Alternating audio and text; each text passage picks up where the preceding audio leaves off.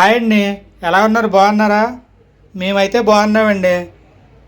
ఈరోజు వచ్చి రెసిపీ అరటికాయ శనగపప్పు అండి. దానికి కావాల్సిన పదార్థాలు చూద్దాము.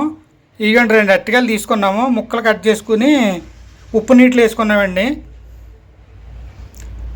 ఒక 3 ఉల్లిపాయలు, 2 పచ్చిమిర్చి, ఒక టమాటా పెద్దది, ఒక కప్పు శనగపప్పు అండి. ఉడకబెట్టుకుని పెట్టుకున్నాం, ముందు నానబెట్టుకుని ఉడకబెట్టామండి. కారం, సాల్టు, అల్లం వెల్లుల్లి పేస్టు, ఇది మసాలా అండి, మన ఇంట్లో నూరుకున్న మసాలా. చూశారు కదండి. ఇప్పుడు మనం తయారు చేసే విధానం చూద్దామండి. ముందుగా పెనం పెట్టుకుని స్టవ్ ఆన్ చేసుకోవాలండి. స్టవ్ ఆన్ చేసుకుని పెనం వేడెక్కిన తర్వాత ఆయిల్ పోసుకుందాం. సరే అండి, పెనం వేడెక్కింది, ఆయిల్ పోసుకుందండి. ఒక 5 స్పూన్లు ఆయిల్ పోసుకుందాం.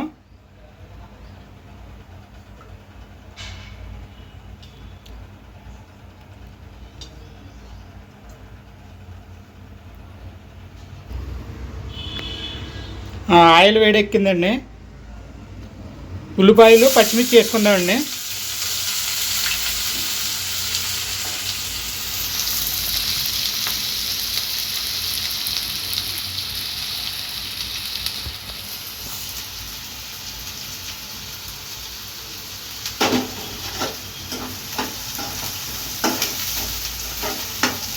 ఉల్లిపాయలో కొద్దిగా సాల్ట్ కూడా వేసుకుందామండి.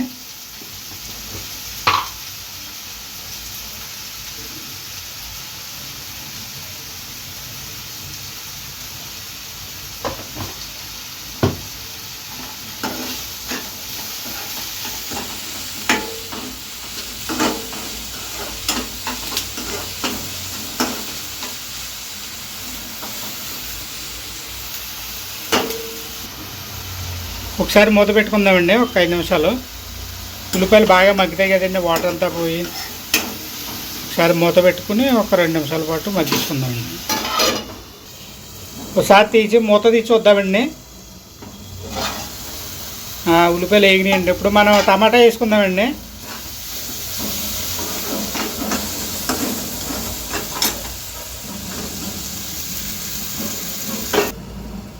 చూద్దామండి. ఇప్పుడు టమాటాలు వేసుకున్నాం కదా, మనకి మగ్గినీళ్ళు ఏవో చూసుకుందామండి.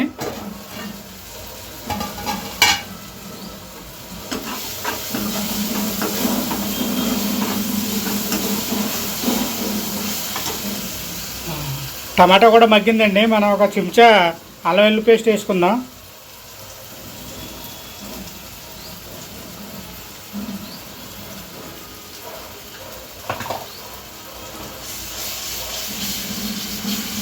అల్లం వెల్లుల్లి పేస్ట్ పచ్చివాసన వచ్చిందా పోయేదాకా వేసుకుంటే సరిపోతుంది.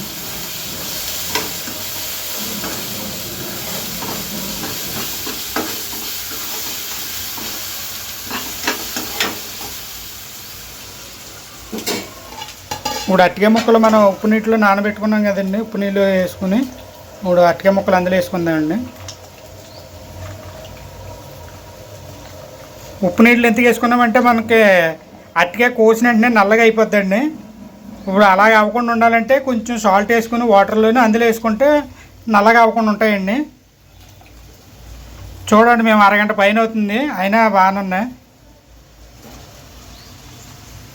అరటికాయ ముక్కలు వేసుకుందామండి ఇప్పుడు.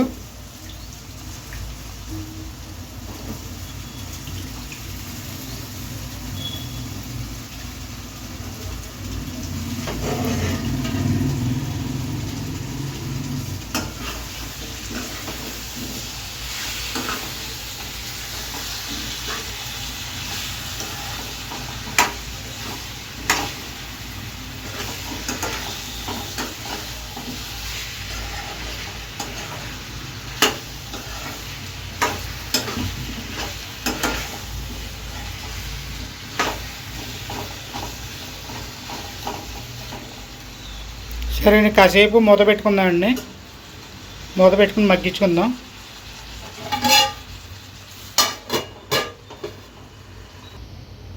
సరే అండి, చూద్దామండి. ఒక 5 నిమిషాలు అయ్యింది. మగ్గినాయండి. అరటికాయ ముక్కలు కూడా బాగా ఉడికింది. ఇప్పుడు నెక్స్ట్ మనం ఏం చేయాలో చూద్దామండి.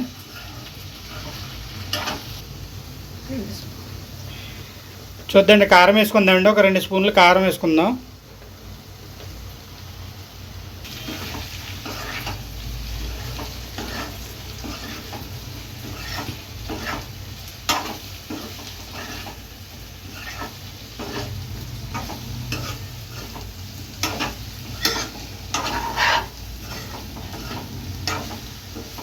చూడండి, చాలా బాగుంటుందండి కర్రీ వచ్చేది.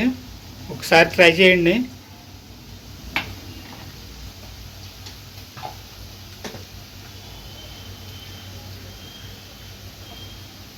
ఒక స్పూను మసాలా అండి, మనం నూరుకున్న మసాలా.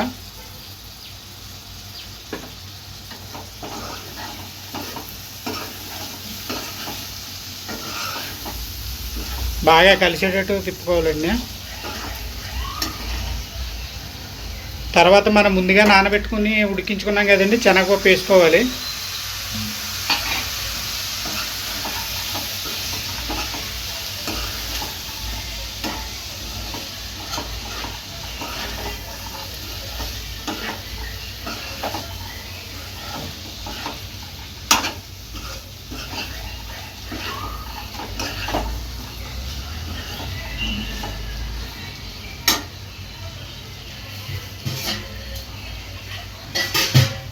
తగిన వాటర్ పోసుకుందామండి. ఇప్పుడు వాటర్ పోసుకుని మూత పెడదాం.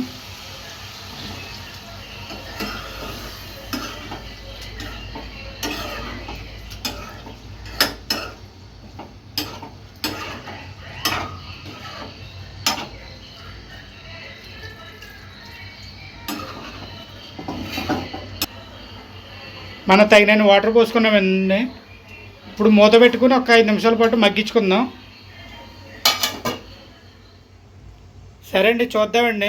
5 నిమిషాలు అయింది, మగ్గించుకుందాం. ఓకే అండి, రెడీ అయింది. కొద్దిగా ధనియాల పొడి అండి లాస్ట్గా.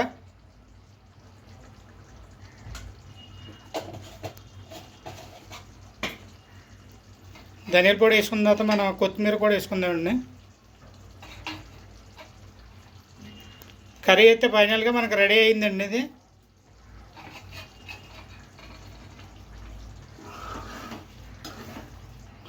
ఇది రైస్లోకి బాగుంటుందండి, మనకి చపాతీకి కూడా చాలా బాగుంటుందండి. ఒకసారి మీరు ట్రై చేసి చూడండి. ట్రై చేసి ఎలా ఉందో మాకు కామెంట్ చేయండి. మన ఛానల్ వచ్చి కోరుకొండ పండుగ అండి. లైక్ చేయండి, షేర్ చేయండి, సబ్స్క్రైబ్ చేసుకోండి. వీళ్ళంత వరకు మాకు సపోర్ట్ చేయండి. మీరు సపోర్ట్ చేస్తే ఇలాంటి కొత్త కొత్త వంటలన్నీ మీకు చూపిస్తామండి. సరే అండి, నీకండి కర్రీ అయితే రెడీ అయింది. మనం సర్వ్ చేసుకుందామండి. బయటకు తీసుకుంటున్నాం, బౌల్లో తీసుకుని మనం సర్వ్ చేసుకోవచ్చండి.